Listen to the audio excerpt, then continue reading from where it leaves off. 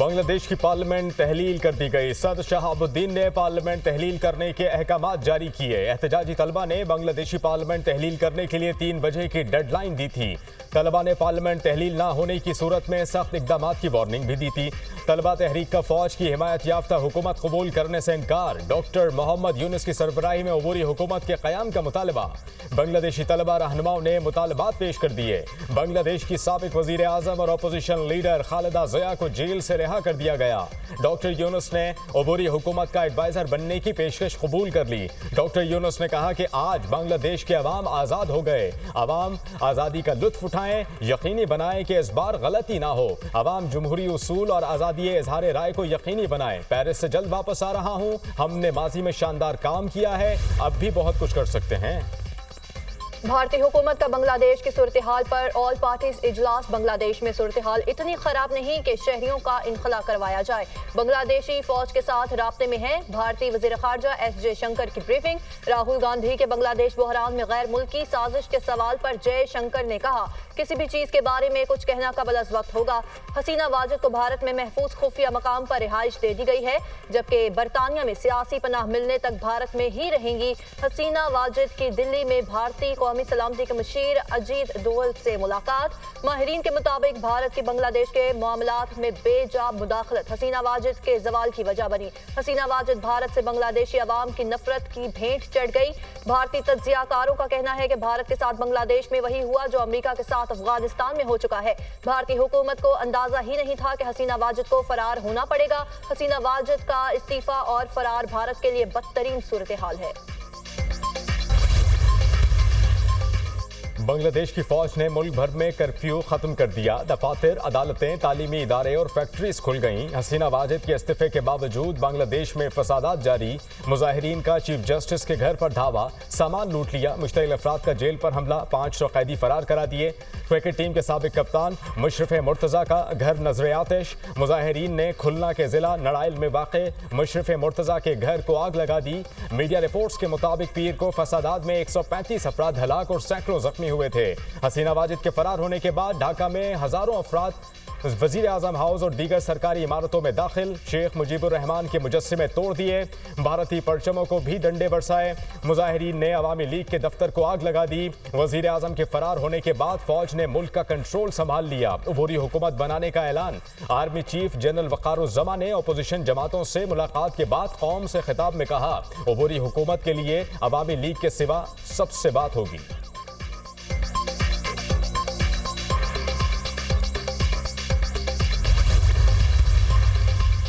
Bangladeshi army chief general वक़ारुज़्ज़मान हसीना वाजिद के cousin हैं। 58 साल जनरल वक़ारुज़्ज़मान 23 जून को बांग्लादेश के आर्मी चीफ बने थे। बांग्लादेश में फौज के सरबराह की मुद्दत 3 साल होती है। आर्मी चीफ ने बांग्लादेशी वज़ीर आज़म शेख हसीना वाजिद के मुस्ताफ़ी होने का ऐलान किया।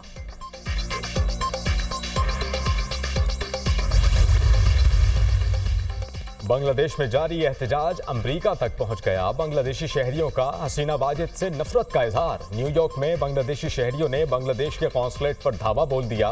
शहरियों ने कौंसलेट में लगी शेख मुजीबुर रहमान की तस्वीर हटा दी।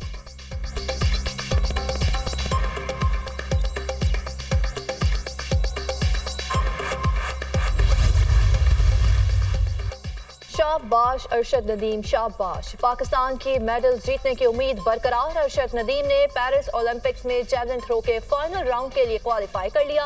अरशद नदीम ने 86.59 मीटर की थ्रो फेंकी। भारत के नीरज चोपड़ा ने भी 89.34 मीटर की थ्रो फेंक कर फाइनल के लिए क्वालिफाई कर लिया। जैवलिन थ्रो का फाइनल 8 अगस्त को होगा। And the others standing in the name of Ali Muhammad Khan MNA. Now I call upon Sahibzada Sibkatullah to move the amendment. I wish to move that the bill further to amend the Elections Act 2017, the Elections Second Amendment Bill 2024, as reported by the Standing Committee, be taken into consideration at once. कौमी assembly ने election act तरमीमी bill 2024 कसरत राय से मंजूर कर लिया। Opposition की election act तरमीमी बिल की मुखालफत। अपोजिशन अरकान का ऐवान में शदीद एहतजाज। बिल नामंजूर के नारे। स्पीकर डाइस के सामने बिल की कॉपीज फाड़ दी। वजीर कानून आजम नजीर तारड़ की अपोजिशन की तरमीम की मुखालफत। अली मोहम्मद खान ने कहा कि इलेक्शन एक्ट तरमीमी बिल गैर आईनी है। सुप्रीम कोर्ट ने मखसूस नशिस्तों का हक हमें दिया और ना ही उसे महरूम किया जा सकता है। कानून साजी करके हमें अपने जायज़ हक से महरूम नहीं कर सकते। क्या ये पार्लियामेंट का काम है कि सियासी मकासद के लिए सुप्रीम कोर्ट पर हमला करे? अली मोहम्मद खान का इलेक्शन एक्ट तरमीमी बिल के खिलाफ सुप्रीम कोर्ट जाने का ऐलान। वजीर कानून आजम नजीर तारड़ ने कहा, कानून साजी करना ऐवान का इख्तियार है। कानून साजी गैर आइनी नहीं, आइन की रूह के मुताबिक है। 41 अरकान ने हलफनामे दिए। इनका ताल्लुक सुन्नी इत्तेहाद काउंसिल से है। चेयरमैन PTI बैरिस्टर गौहर ने कहा, बिल आइन और कानून के खिलाफ है। ये कल भी हारे हुए थे, आज भी हारे हुए हैं। मौजूदा हुकूमत का अंजाम भी शेख हसीना वाजिद जैसा होगा। शहबाज शरीफ हसीना वाजिद को फोन करके मशवरा ले लें, वापस जाना कैसे है। अवाम के हक पर डाका डालने वालों का यही हाल होता है।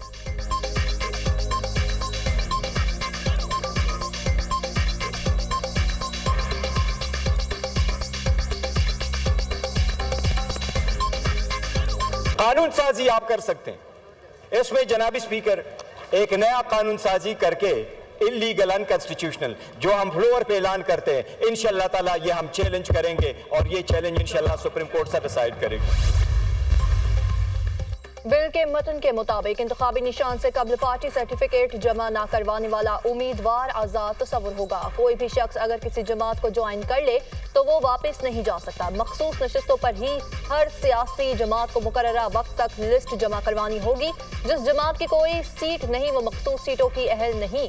मखसूस सीटें इसी जमात को दी जाएंगी जिसने इलेक्शन लड़ा होगा। जो शख्स 3 दिन में किसी जमात में शामिल हो तो किसी और जमात में नहीं जा सकता। इलेक्शन एक्ट तरमीमी बिल रुकने असम्बली बिलाल अजहर कयानी ने पेश किया। उनका कहना है कि बिल में 3 शिकों को वाज़े किया गया है। उम्मीद है सेनेट से बिल मंजूर होकर कानून की शक्ल इख्तियार कर लेगा।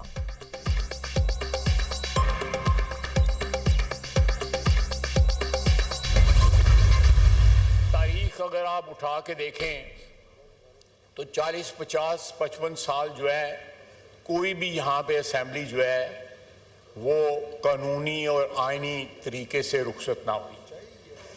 लेकिन एक रवश जो थी कि असेंबलियों की इंटरवेंशन होती थी और असेंबलियों को पैकअप करके घर भेज दिया जाता था। आइन को एब्रोगेट कर दिया जाता था।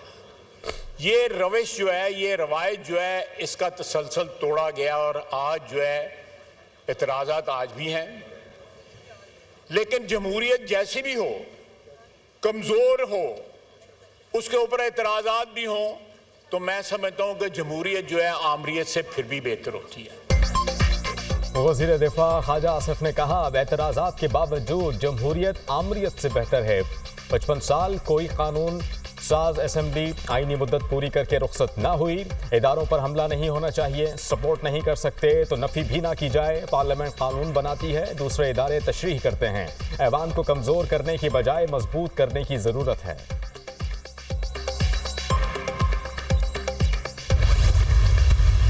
हमारा एजेंडा वाज़ेह है। ये धरना ख़त्म करने के लिए, घर जाने के लिए नहीं है। ये तवील धरना है और जब तक ये मुतालिबात मंजूर नहीं होते ये धरना भी जारी है।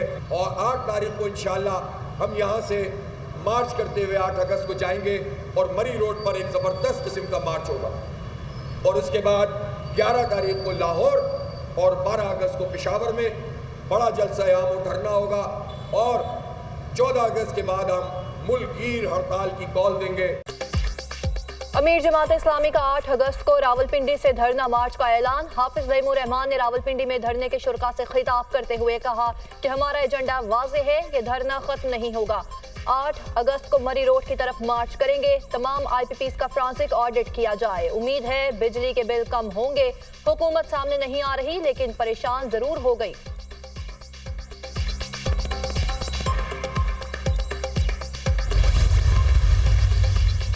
Federation of chambers of commerce and industry ने IPPs के खिलाफ सुप्रीम कोर्ट से रुजू कर लिया। FPCCI की IPPs के फॉरेंसिक ऑडिट की इस्तदा। IPPs को दिया गया जायद मुनाफा रिकवर करने का हुक्म दिया जाए। IPPs के साथ मुआहिदों में तरमीम करके अदायगी बिजली की फराहमी से मशरूत करने का हुक्म दिया जाए। दरखास्त में इस्तदा।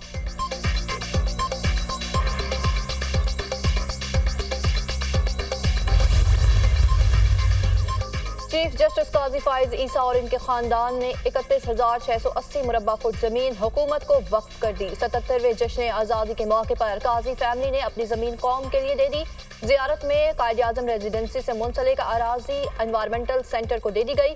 काजी खानदान ने अराजी हुकूमत को देने के लिए बलोचिस्तान हुकूमत को खत लिख दिया।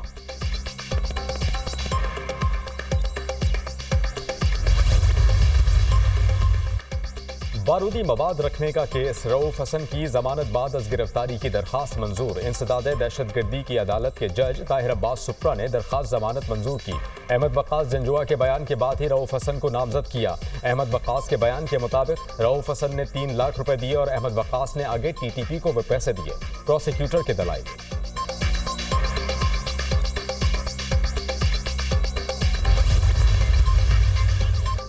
सवाबी जलसा जाली हुकूमत के खात्मे और बानी PTI की रिहाई की नवीद है। लाखों अफराद ने जलसे में शिरकत करके जाली हुकूमत को आखिरी वार्निंग दी।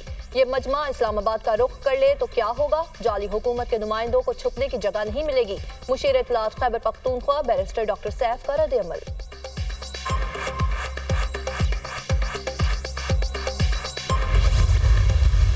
9 मई को जो दहशतगर्दी इस मुल्क में हुई, अब आप अपना दामन झाड़ रहे हैं। अब आप कहते हैं वो तो हम में से थे ही नहीं। तो भाई अगर आप में से नहीं थे तो तौबा करो, उठ के माफी मांगो। जो पाकिस्तान में तबाही, बर्बादी, तकसीम और नफरत फैलाता है वो मुहिब्बे वतन नहीं हो सकता। इलेक्शन एक्ट तरमीमी बिल पार्टी से वफादारी को यकीनी बनाता है तो इसमें गलत क्या है? इलेक्शन एक्ट तरमीमी बिल सुप्रीम कोर्ट के खिलाफ नहीं, गलत तासुर दिया जा रहा है। कानून बनाना पार्लियामान का काम है, अदालतों का नहीं। शाजिया मरी ने कहा कि 9 मई की दहशतगर्दी से अब PTI दामन छुड़ा रही है। 9 मई के जिम्मेदारों को सजा मिलनी चाहिए। अब डिजिटल दहशतगर्दी बर्दाश्त नहीं की जाएगी। पाकिस्तान की सालमियत के लिए हर कीमत अदा करेंगे।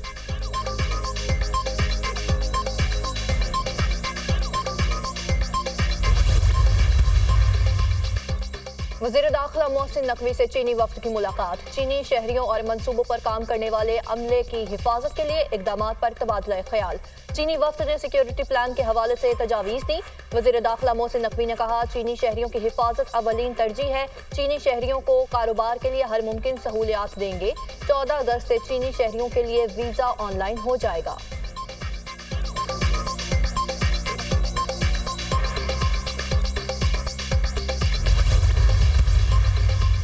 मुल्क के मुख्तलिफ इलाकों में मानसून स्पेल जारी। कराची के मुख्तलिफ इलाकों में हल्की बारिश, गलियात में वक्फे वक्फे से बारिश। मरी और गलियात के बेशतर इलाकों में गहरी धुंध, हद निगाह चंद मीटर रह गई।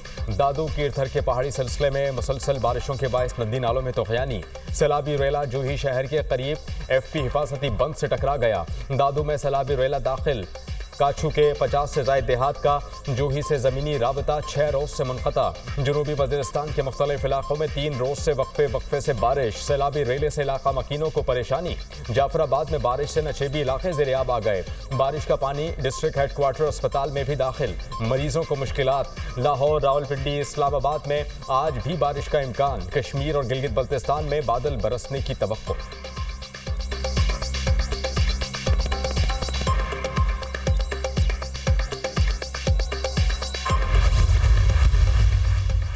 जिना हाउस जलाओ घराव का केस अदालत में पेशी के मौके पर असद उमर की तबीयत खराब। सीने में तकलीफ की शिकायत पर अस्पताल मुंतकिल। असद उमर के खून के टेस्ट क्लियर, दिल नहीं गुर्दों का मसला है। साबिक वफाकी वजीर के गुर्दों के टेस्ट दुरुस्त नहीं आए। गुर्दों के टेस्ट में मसले से सिटी एंजियोग्राम में नहीं किया जाएगा, जबकि असद उमर को फिल वक्त इंतहाई निगहदाश्त में रखा जाएगा। असद उमर की तबीयत खराब होने पर उन्हें पंजाब इंस्टीट्यूट ऑफ कार्डियोलॉजी मुंतकिल किया गया था।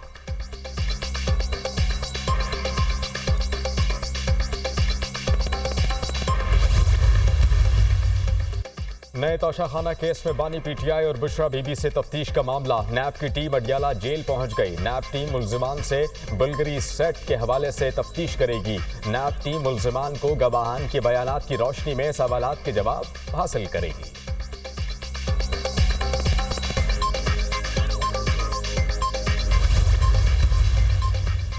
साबिक वज़ीर आज़म नवाज शरीफ के खिलाफ तोशाखाना गाड़ियों का रेफरेंस एहतसाब अदालत के जज आबिदा सज्जाद की अदम दस्तयाबी के बायस समाअत मुलतवी। नवाज शरीफ के प्लेडर राना मोहम्मद इरफान अदालत में पेश हुए।